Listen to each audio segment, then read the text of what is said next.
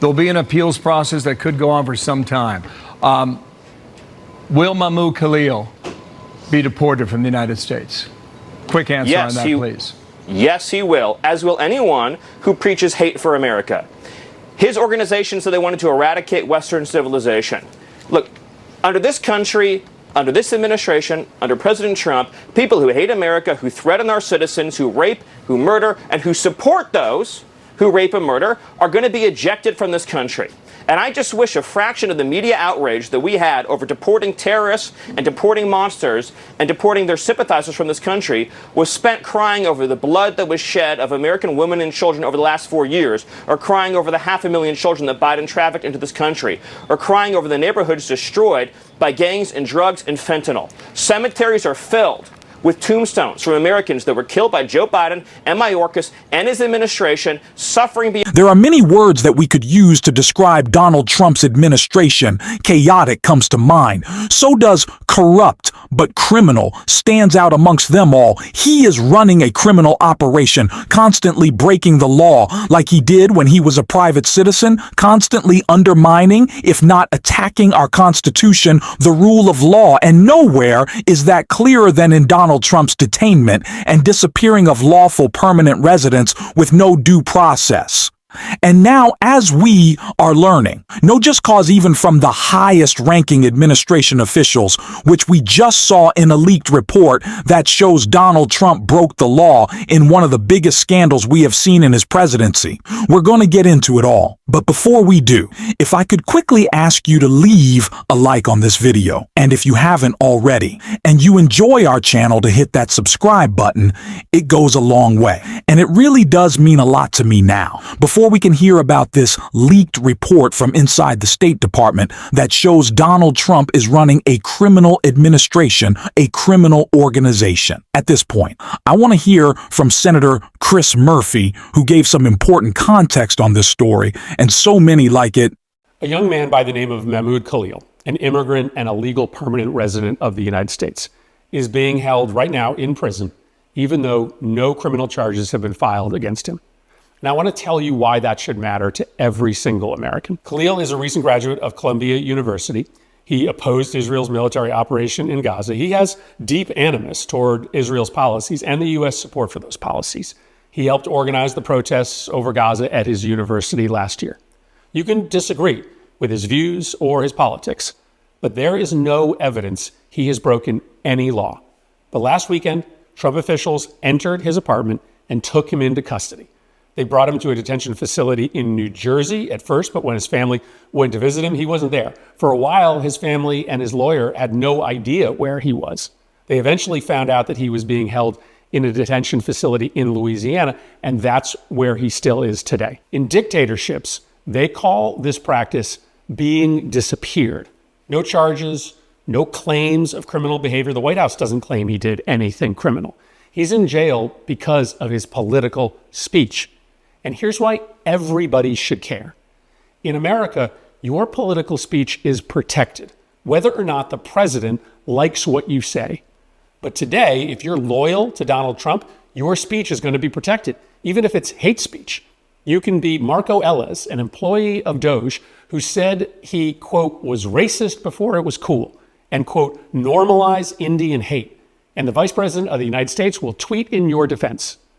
But if you are disloyal to Trump, or you're organizing against Trump's political agenda, your speech could be criminalized. You could find yourself in jail.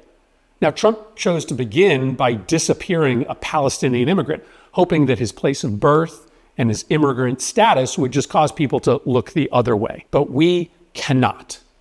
Because once it becomes normal for the regime to disappear people simply for protest against the regime's policies, once a citizen or a resident of America can be locked away with no charges against them simply because they protested, there is no going back for America. Even if you're a hardened Trump supporter, this practice should cross the line for you. Even if you disagree with Khalil's views, this practice should cross the line for you.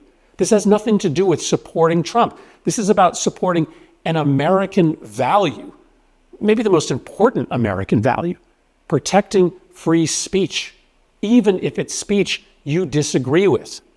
If our new reality is that a president can disappear an opposition protester with no charges filed against them, we are not America any longer.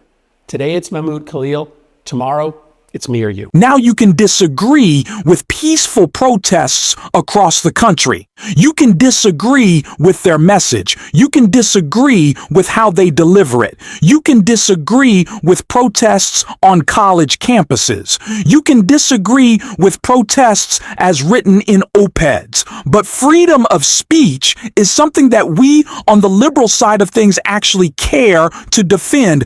Elon Musk calls himself a free speech absolutist, but is constantly kicking people who disagree with him off his platform. Donald Trump wants to silence and suppress the free press because he does not like criticism, but we on the left actually must defend free speech, and especially the speech we disagree with, because that's the speech that actually needs defense. Donald Trump does not agree.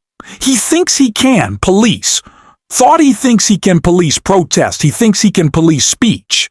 And he doesn't think that he needs a just cause for it. He does not think that he needs to follow the law. And that is exactly what just came out of his own State Department in a leaked report that we can see right here, days before mass immigration and customs enforcement agents detained a TUS University student.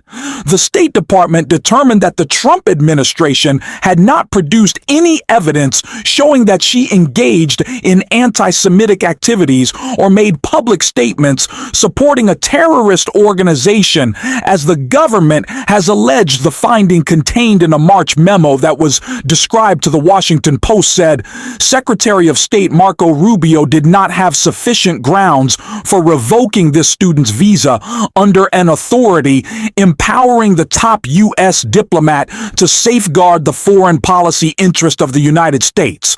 The memo was written by an office within the State Department, raising doubts about the public accusations made by the Trump administration as it sought to justify the student's deportation. The Department of Homeland Security said the student engaged in activities in support of Hamas, a U.S. designated terrorist organization, but neither that agency nor U.S. prosecutors have provided evidence for that claim. They do not have the evidence to support their claim. They know they don't, and they don't care.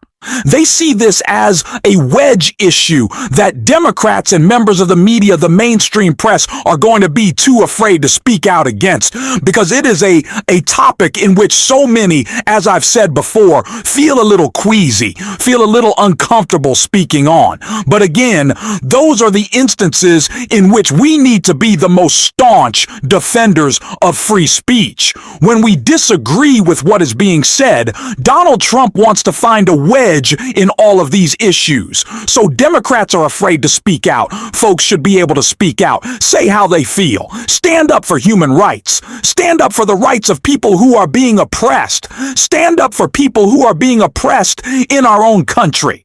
Which is what we see Donald Trump's campaign against lawful permanent residents who he wants to claim to be in state are what criminals.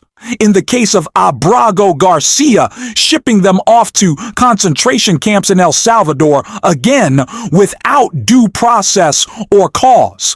And the defense is absolutely absurd, as we see from Stephen Miller right here. So I want to correct, I hate to do it, Bill, but I got to correct you on every single thing that you said, because it was all wrong. First, we won the Supreme Court case, clearly, 9-0. A district court judge said unconscionably that the president and his administration have to go into El Salvador and extradite one of their citizens, an El Salvadorian citizen, so that would be kidnapping, that we have to kidnap an El Salvadorian citizen against the will of his government and fly him back to America, which would be an unimaginable act and an invasion of El Salvador's sovereignty. So he appealed to the Supreme Court, and it said clearly, no district court can compel the president to exercise his Article 2 foreign powers in any way whatsoever.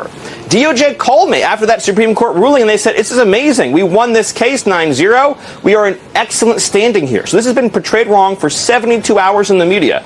They said the most a court could ever compel you to do would be to facilitate return, which would basically mean if El Salvador voluntarily sends him back, we wouldn't block him at the airport. We would put him back into ICE detention, and then he would be deported either back to El Salvador or somewhere else. The Supreme Court said that is the most the government can be expected to do. So we won the case handily. The misreporting on this has been atrocious. Okay, Secondly, I appreciate he was the not, no, Bill, it's important. He was not mistakenly sent to El Salvador. Okay, so do you still He's believe an illegal he is a alien member of from MS? El Salvador. Hold on, this is important. In 2019, he was ordered deported. He has a final removal order from the United States. These are things that no one disputes. Where is he from? El Salvador. Where is he a resident and citizen of? El Salvador. Is he here illegally? Yes. Does he have a deportation order? Yes. A DOJ lawyer who has since been relieved of duty, a saboteur, a Democrat, put into a filing incorrectly that this was a mistaken removal. It was not. This was the right person sent to the right place. Now, some have said, well, but he had a thing called a withholding order. So a withholding order means you've been ordered deported, but an immigration judge is saying you cannot go back to a particular country. Here's the thing. If you are a member of a foreign terrorist organization, you cannot have a withholding order. Since he's in MS-13, there is no withholding order. Furthermore, the gang that he is accused of being persecuted by doesn't exist anymore in El Salvador. The 18th Street gang is gone. So you have an illegal alien from El Salvador. Bill, where are we supposed to send the illegal alien from El Salvador? You haven't even to allowed what me country? to ask you a question. Are you convinced he is still a member of MS-13? That was your original charge. Yes. But here's the thing, Bill. Yes, but here, not only am I convinced of it, not only is El Salvador convinced of it, Bill, he's an illegal alien from El Salvador with the deportation order. So his only options in life, Bill, his only options in life are to be deported to El Salvador or to be deported to some other country. That's it. He has a deportation order. So, Bill, you tell me, what country should we deport him to? Tell me, please. Tell me. They really just don't have a case. They don't have evidence. They didn't give this man due process. The Supreme Court has disagreed with him in an indecision. I don't know why. Stephen Miller said they agreed with him. That is not the case. They are shipping people out of this country without cause and without care, and are saying that they're not responsible for getting them back. It is disgusting. It is fascism. That is what this regime is. And Adam Schiff did a great job calling that out right here. They plucked this man off the street. They deported him in violation of a court's order. They acknowledged they did it in error. They refused to lift a finger to bring him back. They taunted the judge, essentially, saying, it's your court order, let's see you enforce it. It was a mocking tone by the administration. They never offered to try to remedy their mistake. Now they're being told by the Supreme Court that they're going to have to remedy this. Will they pick up the phone, as we know the president could do, and call the president of El Salvador, with whom he is very close, and say, hey, we made a mistake, send this guy back? They're going to obviously be most concerned with what they're always concerned with, which is saving face. So that doesn't give me a whole lot of confidence, but if they ignore this instruction by the Supreme Court and the fault by the district court, then we are really in that uncharted territory we feared, where they're simply flouting even a court order. Donald Trump has specifically picked this issue because he knows Democrats will be afraid to impose what is publicly being projected out as a tough-on immigration plan. But that's not what this is. Democrats do not want people who are breaking the law and are in the country illegally to continue to break the law and be in the country illegally. What we do want is due process for those people. Something that is afforded to them in our Constitution, something we still believe in, and so we shouldn't be afraid to take on this fight.